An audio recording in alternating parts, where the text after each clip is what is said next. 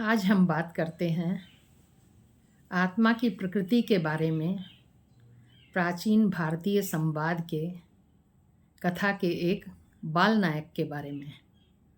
वो बाल नायक है नचिकेता। नचिकेता का जिक्र आता है हमारे प्राचीन भारतीय ग्रंथ कठोपनिषद में।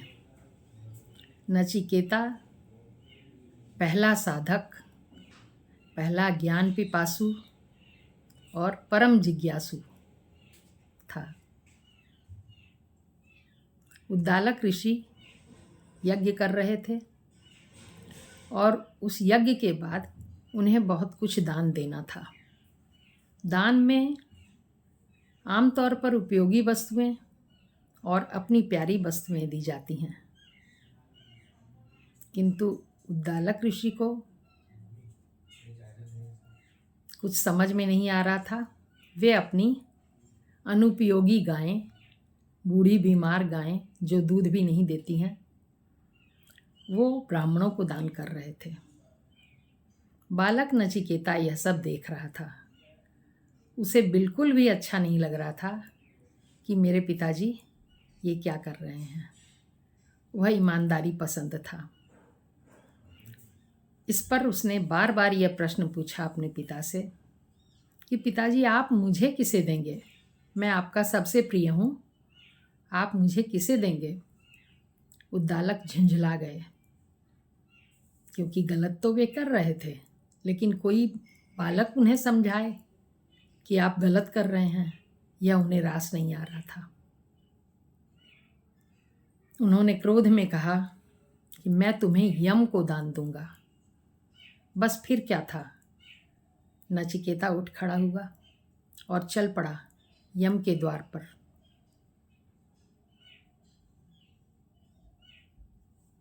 वह चलता चला जा रहा था। 5 वर्ष का बालक था वह। 3 पहर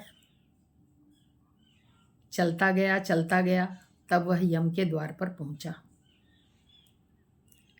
और यम के द्वार पर द्वारपाल खड़े थे। उन लोगों ने देखा यह छोटा सा बालक मृत्यु के द्वार की तरफ कैसे चला आ रहा है, निर्भीक। उन लोगों ने पूछा कि बालक तुम कौन हो, कहाँ जा रहे हो? नचिकेता ने कहा, मैं नचिकेता, मैं उद्दालक ऋषि का पुत्र, मैं यमराज के पास जा रहा हूँ। मेरे पिता ने यमराज को मुझे दान दे दिया है, इसलिए मैं अब उन्हीं के पास आया हूँ। यमदूत करें तो क्या करें, और यमराज उस समय थे भी नहीं वहाँ। तो यमदूतों ने कहा कि अभी यमराज नहीं है, 3 दिन बाद आएंगे, बाहर गए हुए हैं। बालक ने कहा कोई बात नहीं, मैं प्रतीक्षा कर लूँगा। बालक यम के द्वार पर 3 दिन तक भूखा प्यासा बैठा रहा और प्रतीक्षा करता रहा। यमराज 3 दिन बाद आए। उन्होंने उस बालक को देखा और बहुत आश्चर्यचकित हुए। एक तो नन्हे से बालक का उनके द्वार तक पहुंचना, उसकी निर्भीकता, और फिर उसका हठ कि वो 3 दिन से भूखा प्यासा बैठा हुआ है। उसे कोई भी चीज़ नहीं हरा रही है। आखिर वह चाहता क्या है? यमराज ने कहा कि बालक तुम क्या चाहते हो?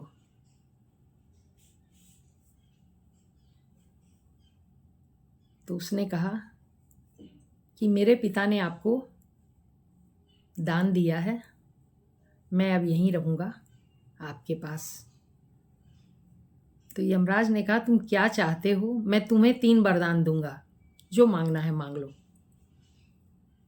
बालक ने पहला वरदान मांगा, अपने पिता के लिए ऐशो आराम की वस्तुएं, भौतिक वस्तुएं, कि आप उन्हें राजा बना दीजिए, जिससे उनके मन को शांति हो, जो वो चाहते हैं वो उन्हें मिल जाए। दूसरा वरदान मैं ये मांगता हूँ कि मुझे पवित्र अग्नि यज्ञ की दीक्षा दीजिए। तीसरा ये कि मृत्यु के बाद क्या होता है। आखिर क्या होता है मृत्यु के बाद शरीर का, ये आत्मज्ञान क्या है, इसकी शिक्षा मुझे दीजिए। यमराज ने पहले के 2 वरदान खुशी खुशी बालक को दे दिए और उसे जाने के लिए कहा, किंतु बालक वहीं डटा रहा और उसने कहा कि मैं ये तीसरा प्रश्न आत्मज्ञान, इसका उत्तर पाकर ही जाऊंगा। यमराज ने कहा, बालक, इस प्रश्न का उत्तर देवता भी नहीं जानते, मैं तुम्हें नहीं बता सकता। किंतु बालक तो नचिकेता था, वह जाने के लिए नहीं आया था, वह तो आत्मज्ञान लेने के लिए आया था। वह डटा रहा। बहुत समझाने पर भी वह जब नहीं गया तो उसे बहलाने के लिए कई महीने के लिए यमराज बाहर घूमने के लिए चले गए। किंतु लौट कर जब आए तो बालक तो वहीं था द्वार पर। यमराज हार गए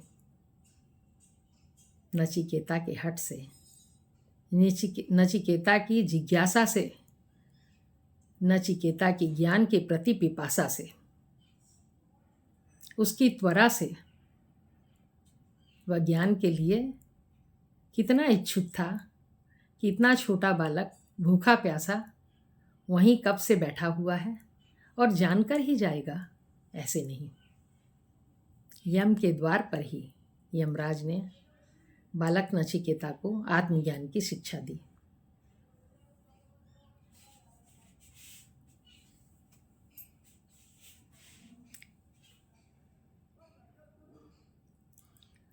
ज्ञान का पिपासु एक नन्हा सा बालक सोचा भी नहीं जा सकता। इसी तरह हम किसी भी मार्ग पर चलें, भक्ति पर, ज्ञान पर और दुनिया के किसी चाहत पर, कुछ भी अगर हमको चाहिए तो हमें अपनी त्वरा चाहिए। हम किस तेजी से उस विषय पर काम करते हैं, यही अर्थ रखता है। पढ़ाई हमारी हो या दुनियावी साधन हम इकट्ठा करना चाहते हैं, भौतिक सुविधाएं, तो भी भक्ति के मार्ग पर भी जाना चाहते हैं, तो भी हमें नचिकेता से ही शिक्षा लेनी चाहिए। क्योंकि जिस हठ के साथ, जिस त्वरा के साथ वह यम के द्वार तक गया और वहाँ डटा बैठा रहा, यही त्वरा चाहिए किसी मार्ग पर भी सफलता पाने के लिए। ये नचिकेता पहला साधक कहा जाता है, जिसने आत्मज्ञान के लिए इतनी कोशिश की और प्रयत्न करके उसे पा ही लिया। तो हमें भी नचिकेता के प्रयत्न पर ध्यान देकर और उससे शिक्षा लेनी चाहिए। कितना नन्हा सा बालक और कितनी बड़ी शिक्षा दे गया। और इस कथा से जिसमें हम देखते हैं कि उद्दालक अपने कार्य के प्रति ईमानदारी नहीं कर रहे हैं, वो बड़े ऋषि हैं उसके बावजूद भी, और उन्हीं का एक नन्हा सा बेटा उनकी गलती को देखकर रुक नहीं पा रहा है। वह समझाने के लिए पिता को बार बार कहता है कि वो समझ जाएं और अपनी गलती को सुधार लें, अच्छी और उपयोगी गायें दान दें। क्या करेंगे ब्राह्मण उन अनुपयोगी बीमार गायों को लेकर, और क्या फल मिलेगा? यज्ञ के बाद ऐसा दान देने से क्या फल मिलेगा? नहीं। बालक समझाता है इशारे से, संकेत से, पिताजी आप मुझे किसे दान देंगे?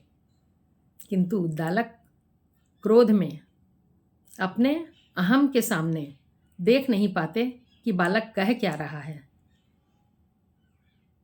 ये कथा हमें ईमानदारी की भी शिक्षा देती है। अपने कार्यों के लिए त्वरा से प्रयत्न करने की शिक्षा भी देती है। और छोटा बड़ा कुछ नहीं होता, यत्न कोई भी कर सकता है और फल को प्राप्त कर सकता है।